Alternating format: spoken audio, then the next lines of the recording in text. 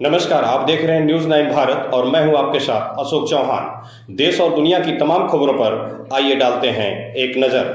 देवरिया में 3 दिवसीय आवासीय युवा एवं सामुदायिक विकास प्रशिक्षण कार्यक्रम का समापन। डीएम एसपी ने प्रतिभागियों में किया खेल किट का वितरण। अयोध्या में हनुमानगढ़ी के महंत राजू दास का बड़ा बयान। राहुल कभी हिंदुत्व की बात नहीं करते थे, भगवान राम को कटघरे में खड़ा करते थे। अब पंडित पुजारी तपस्वियों की बात करते हैं। इनका काल नैमी वाला रूप है, ये बगुला भगत है। हिंदुओं के एकजुट होने से ये लोग डर गए हैं। जाकी रही भावना जैसी, प्रभु मूरत देखी तीन तैसी। राहुल गांधी जी से यही उम्मीद थी, इस उम्मीद पे वो खड़े उतर रहे हैं। आप देखिए, जो हिंदू और हिंदुत्व में फर्क बताता हो, जो जय श्री राम जय श्री सीताराम में फर्क बताता हो, जो इस प्रकार से मानसिकता रखता हो 2015 के पहले कभी राम की बात नहीं करना, कभी रामत्व की बात नहीं करना, कभी राम जन्मभूमि की बात नहीं करना, कभी हिंदुत्व की बात नहीं करना। 2015 के बाद लगातार कौन सी स्थिति परिस्थिति बन गई कि कांग्रेस पार्टी राम रामत्व और हिंदुत्व पे बात करने लग गई। अभी तक तो राम को काल्पनिक, राम सेतु को काल्पनिक, भगवान राम को कटघरे में खड़े करना, राम जी को टेंट में रखना और तो और साधु संतों को बोको हराम ISI से जोड़ देना। आज पंडे और पुजारी और तपस्वी की बात करना शुरू कर दिया इन्होंने। वाह, अब तपस्वी और पुजारी में भी फर्क बताने लग गए। इसलिए फर्क बताने लगे क्योंकि इनका काल नेमी वाला रूप है। ये बगुला भगत हैं, ये शुद्ध रूप से बगुला भगत हैं। और ये भाई तपस्या तो रावण भी करता था ना, तपस्या रावण भी करता था महोदय। और रावण तपस्या करने के बाद क्या करता था, ये देश और दुनिया भी जानती है। वही रूप राहुल गांधी का है, वही रूप कांग्रेस का है। रावण का रूप है, कालनेमी का रूप है, और ये लोग बगुला भगत है और कुछ नहीं। ये लोग डर चुके हैं, हिंदू एक साथ हो गई है, जिसका परिणाम स्वरूप है डर गया। इनके तमाम पार्टी के नेता ने क्या कहा कि हाँ, कांग्रेस हिंदुत्व को छोड़ी, इसके नाते गर्त में जा रही है। इसके नाते आज इनको हिंदुत्व याद आने लग गया। वहीं खबर आ रही है प्रयागराज से। पुजारियों पर राहुल गांधी का विवादित बयान का मामला सामने आया है। ये देश तपस्वियों का है, पुजारियों का नहीं। राहुल के खिलाफ तीर्थ पुरोहितों में नाराजगी। प्रयागराज के पुरोहितों ने फूंका राहुल गांधी का पुतला।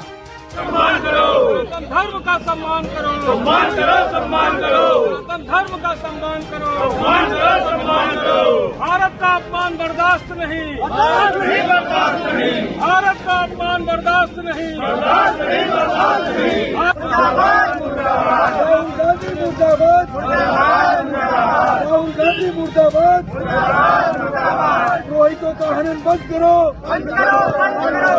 पुरोहितों का अपमान बंद करो, बंद करो, बंद करो। पुरोहितों का अपमान बंद करो, बंद करो, बंद करो। राहुल गांधी शर्म करो, शर्म करो, शर्म करो। राहुल गांधी शर्म करो, शर्म करो, शर्म करो। राहुल गांधी का पुतला दहन किया है, किस लिए पुतला दहन किया है और क्या कर रहे हैं? राहुल गांधी की बचकानी बयानबाजी, हाँ, और जो है इस तरह की हरकत की सनातन धर्म के बारे में उन्हें कोई ज्ञान नहीं है। वो तपस्वी और पुजारियों में फर्क समझते हैं। सभी एक अपने अपने कार्य हैं, सबके आचरण है, सबके कर्म है। ये सनातन धर्म में हर चीज की व्यवस्था दी गई है।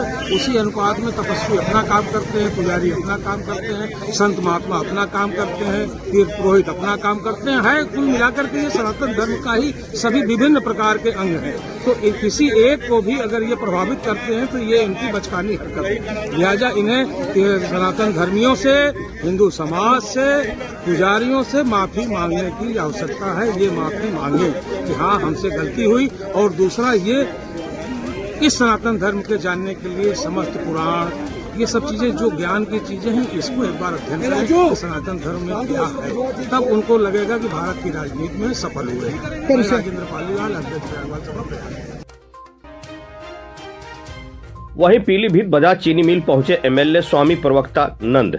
मिल तालाबंदी के बाद पहुंचे बीजेपी विधायक। 140 करोड़ बकाये पर किसानों ने तौल कराई बंद। किसानों के समर्थन में चीनी मिल पहुंचे विधायक। किसानों ने मिल को गन्ना देने से किया इनकार। पीलीभीत की बजाज चीनी मिल का है मामला। विधायक जी, जो आज बड़खड़ा बजाज शुगर मिल का जो घेराव किया है, तो क्या पूरा मामला है? ऐसा देखिए, किसान लोगों को पेमेंट समय से फैक्ट्री बजाज नहीं दे पा रही है। बाकी उत्तर प्रदेश में सारी फैक्ट्रियां समय से भुगतान कर रही हैं, जबकि हमारे माननीय मुख्यमंत्री जी का सीधा सीधा निर्देश है किसानों के हक में काम किया जाए और किसानों का कोई पेमेंट नहीं रोकना चाहिए। और आज वहां किसानों ने अनशन पर बैठे थे, मुझे बुलाया था, मैं वहां पहुंचा। मैंने सभी किसान भाइयों को समझाने का प्रयास किया, लेकिन सभी किसान भाइयों का एक ही मानना है कि हमारा पेमेंट मिलना चाहिए। हमें पेमेंट मिल जाएगा, हम गन्ना देंगे। अगर पेमेंट नहीं मिलेगा तो हम गन्ना नहीं देंगे। तो मैंने कहा आप स्वतंत्र हैं, आप अपने हक के लिए कुछ भी सोच सकते हैं। अच्छा, विधायक जी, जो फैक्ट्री प्रशासन से कोई बात हुई है या नहीं? फैक्ट्री के लोगों से बात हुई, उन्होंने कहा कि हम कोई आश्वासन नहीं दे सकते झूठा, हमारे पास पैसा नहीं है, ऐसा उन्होंने कहा है। वहीं आगरा से खबर आ रही है, एसएन मेडिकल कॉलेज में अनोखा इलाज, मरीज को बाहर बेंच पर लिटाया गया। युवक के पिता ने कहा धूप लेने को भेजा गया बाहर। कुछ दिन पहले हुआ है युवक का ऑपरेशन। फतेहाबाद का रहने वाला है परिवार। चेन्नई में ग्लोबल इन्वेस्टर समिट 2023 के लिए डोमेस्टिक रोड शो। यूपी के कई मंत्री और अधिकारी चेन्नई में करेंगे रोड शो। मंत्री सुरेश खन्ना, नितिन अग्रवाल, असीम अरुण मौजूद। आईएएस अमित मोहन प्रसाद, सेंथिल पांडियन, एम देवराज मौजूद। प्रमुख उद्योगपतियों, गणमान्य लोगों के साथ करेंगे वार्ता। इस मौके पर चेन्नई दक्षिण भारत के वरिष्ठ पत्रकार मौजूद। वहीं विधानसभा अध्यक्ष सतीश महाना का एक अलग अंदाज देखने को मिला। कानपुर विधानसभा अध्यक्ष सतीश महाना मर्यादा पुरुषोत्तम भगवान राम की भक्ति रस में सरोवर होकर भजन गाते हुए नजर आए।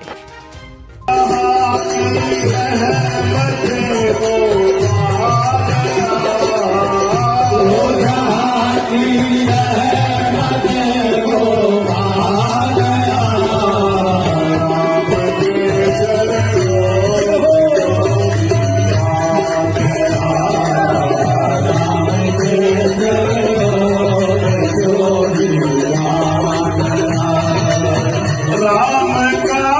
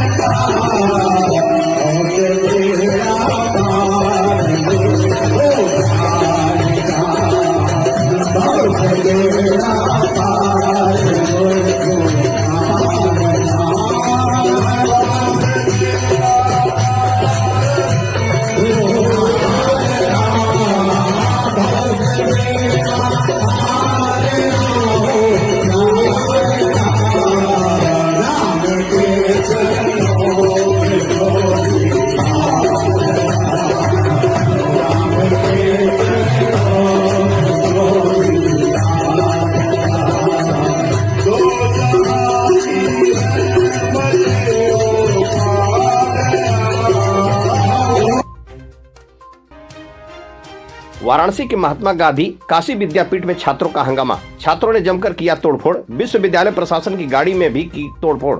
छात्र संघ चुनाव न करवाए जाने से छात्रों में आक्रोश। मौके पर पहुंची भारी पुलिस फोर्स। मौके से फरार हुए तोड़फोड़ करने वाले छात्र। सिगरा थाना क्षेत्र के महात्मा गांधी काशी विद्यापीठ का है मामला। वहीं वाराणसी में जिलाधिकारी एस राजलिंगम द्वारा सिगरा स्टेडियम की दीवार गिरने की घटना का स्थलीय निरीक्षण किया गया। सिगरा स्टेडियम में निर्माण कार्य चल रहा है, जिसका निर्माण सामग्री सिगरा स्टेडियम की बाउंड्री के अंदर दीवार से सटाकर डंपिंग की गई थी, जिसके दबाव के कारण आज दिन में 11 बजे से 11:30 बजे के बीच 20 से 25 मीटर की दीवार रोड साइड में गिर गई। दीवार गिरने से उसके पास खड़ी 2 कार, 11 बाइक व स्कूटी तथा 2 साइकिलें क्षतिग्रस्त हो गई। दुर्घटना में किसी के हताहत होने की खबर नहीं है। वाराणसी में चाइनीज माझा को लेकर जिला मुख्यालय पर विरोध प्रदर्शन। दर्जनों की संख्या में छोटे बच्चों ने किया विरोध प्रदर्शन। बाजार में धड़ल्ले से बिक रहा है प्रतिबंधित चाइनीज माझा। चाइनीज माझे से लगातार हो रही है दुर्घटना। चाइनीज माझे को लेकर जिलाधिकारी को पत्रक देने पहुंचे बच्चे। लोगों ने प्रतिबंधित माझे का बाजार धड़ल्ले से बिकने का लगाया आरोप। आए दिन चाइनीज माझा का शिकार होते हैं मनुष्य और पक्षियां। प्रतिबंधित चाइनीज माझा की बिक्री रोकने में नाकाम हो रही है पुलिस। शशांक जी, आज यहाँ पे किस तरह का ज्ञापन सौंपा गया और किसको दिया गया है? नमस्कार। आज जो है बनारस में दीक्षा महिला कल्याण शोध संस्थान है, उसकी तरफ से एक ज्ञापन माननीय जिलाधिकारी को दिया गया है। माननीय मुख्यमंत्री जी को के लिए ये संबोधित था।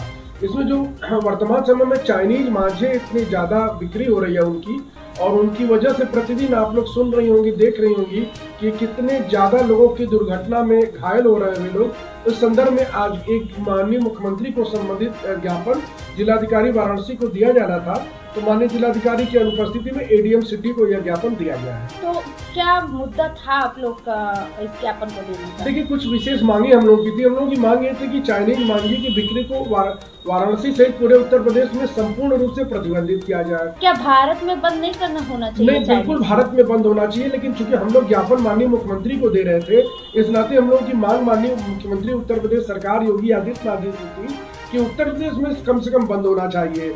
और इसमें हम लोगों की विशेष मांग ये थी कि जो भी लोग चाइनीज मांझे की बिक्री कर रहे हैं उनके खिलाफ 307, 120B और 511 के तहत मुकदमा दर्ज होना चाहिए। क्योंकि इसमें एक बहुत महत्वपूर्ण विषय है कि एनजीटी ने तो वर्ष 2017 में एक आदेश दिया था, जिसके तहत यह था कि चाइनीज मांझे की बिक्री पर 5 वर्ष की सजा और 1 लाख तक के जुर्माने का प्रावधान होगा। तो माननीय उच्च न्यायालय का एक आदेश है कि 7 वर्ष तक की सजा में गिरफ्तारी न हो, जेल न भेजा जाए। इसलिए पुलिस गिरफ्तार तो करती है मांझे वालों को, चाइनीज मांझा बिक्री करने वालों को, लेकिन थाने से ही मुचलके पर रिहा कर दे रही है, या वे तुरंत माननीय न्यायालय में आ रहे हैं और यहाँ से रिहा कर दिए जा रहे हैं। इसलिए जब तक इन कठिन धाराओं में इनका चालान नहीं होगा, कुछ मांझे वाले जेल नहीं जाएंगे, तब तक ये हत्यारा मांझा बेचने वाला बंद नहीं करेंगे ये लोग। मांझा आता कहाँ से है और ये कैसे ट्रांसपोर्ट हो जाता है? अगर चाइनीज माल एकदम प्रतिबंधित है, जब से हुआ था बीच में आपके कि चाइना का हर माल प्रतिबंधित किया जाएगा भारत में, फिर भी ये चीजें आ जाती है किस तरह से, किसके सहयोग से? देखिए, WTO और वर्ल्ड ट्रेड ऑर्गेनाइजेशन के बंधन में चूंकि भारत बंधा हुआ है, इसलिए किसी भी चीज को किसी भी देश से आयात करने के लिए पूर्ण रूप से प्रतिबंध नहीं लगाया जा सकता है। तो उस पर इंपोर्ट ड्यूटी बढ़ाई जा सकती है, उसको आने के लिए उसको खतरनाक हिजार्डियस चीजों के उसके श्रेणी में रखा जा सकता है। इन सब चीजों की मांग हम लोग माननीय प्रधानमंत्री जी से करेंगे। लेकिन अभी तो ये है कि जो मांझी आ रहे हैं, चोरी छुपे आ रहे हैं, विभिन्न प्रकार से आप जानती स्मगलरिंग करके आ रहे हैं, चूंकि उनका मूल्य अच्छा मिलता है, इसलिए दुकानदार भी लालच में आकर के इस तरह के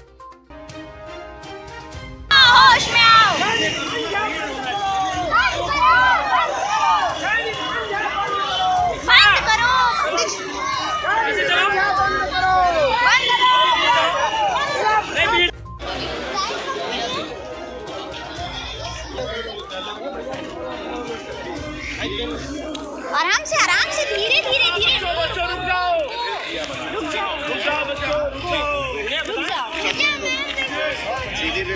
सीधे खड़े हो।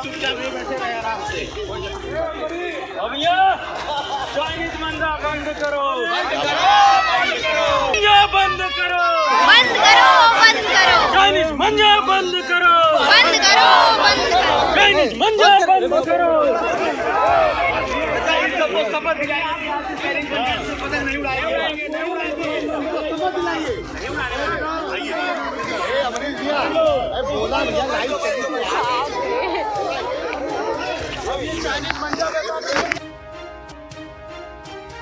दस जनवरी 2023 को इंदिरा गांधी प्रतिष्ठान में होने वाले जनपद स्तरीय निवेश शिखर सम्मेलन के मद्देनजर जिलाधिकारी सुरपाल गंगवार व मुख्य विकास अधिकारी श्रीमती रिया केजरीवाल की जा रही तैयारियों का जायजा लेने पहुंचे कार्यक्रम स्थल। निरीक्षण में डीसी डीआईसी मनोज चौरसिया सहित अन्य विभागीय अधिकारी रहे उपस्थित।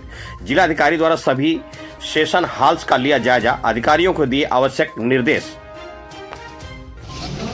ईज ऑफ डूइंग बिजनेस में उत्तर प्रदेश में बहुत अच्छा काम हुआ है, वो भी हम इन्वेस्टर्स को बताएंगे। इस उद्देश्य से यहाँ लखनऊ में हमने कल 10 जनवरी को एक बृहद सम्मेलन इन्वेस्टर्स के साथ रखा है, जिसमें इंदिरा गांधी प्रतिष्ठान में सेशंस के माध्यम से हम ये पूरी जानकारी इन्वेस्टर्स को उपलब्ध कराएंगे और वहीं पर जो लोग इन्वेस्टमेंट के इच्छुक होंगे वो अपना इंटेंट टू इन्वेस्ट वहाँ सबमिट करेंगे। अभी इन्वेस्ट यूपी वेबसाइट पर ये इंटेंट रजिस्टर करने की कार्यवाही लगातार चल रही है। लखनऊ के भी बहुत सारे इन्वेस्टर्स ने बहुत उत्साहजनक तरीके से उसमें पार्टिसिपेशन किया है और उसमें रजिस्ट्रेशन किया है। इसमें एक जो डायरेक्ट इंटरेक्शन हमारे सभी यहाँ खबरों का सिलसिला कभी नहीं थमता। सिर्फ और सिर्फ बने रहिए न्यूज़ 9 भारत पर। अब चाहूंगा इजाजत। नमस्कार।